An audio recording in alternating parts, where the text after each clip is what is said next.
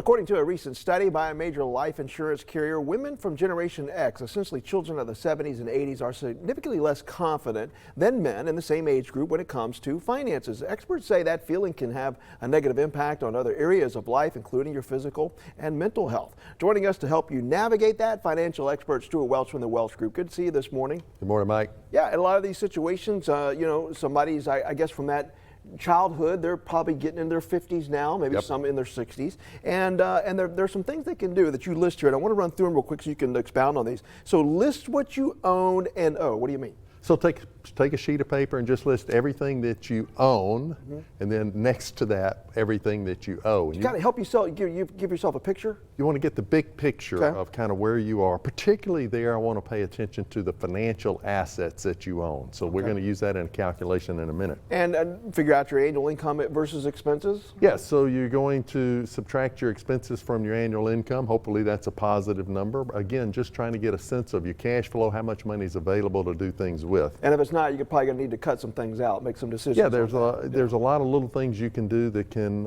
improve your financial situation. A lot of people may not know how much they're saving annually, and that may add to some of that stress. And this is going to be real important in doing a calculation. So you want to look particularly at, say, a 401k. Be sure you're including the match. That's not what you're contributing, but what your employer is contributing. You want to get a sense of how much money you're adding to your investment pot on an annual basis. Yeah, because you really emphasize calculating what your retirement income needs to be.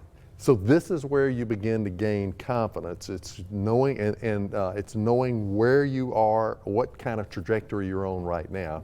And you're going to need a little help with this. I went on the internet and found one that I thought was a good, quick and dirty. It's called the Fidelity Retirement Score. So you go to Google, feed in the Fidelity Retirement Score. It'll pop up something. It'll ask you for some inputs that we talked about earlier, and it'll give you a score, kind of give you an idea of where you are. And so you may have to do a little homework there, but it doesn't sound that complicated. And then once you do that, is the next step, and that's to develop a way to get yourself comfortable and feeling more secure about your finances. So you think of everything that you can do to move you forward toward that retirement goal. And that could be putting more money in your 401k. We talk about that all the time, but it also could be things like upgrading your education so you can get a better job. It could mean asking for a raise. Maybe that's time, and give you the confidence to do that. Could be planning on working longer. But you're going to need to come up with a plan, and if you still feel a little lost, consider getting help from a certified financial planner.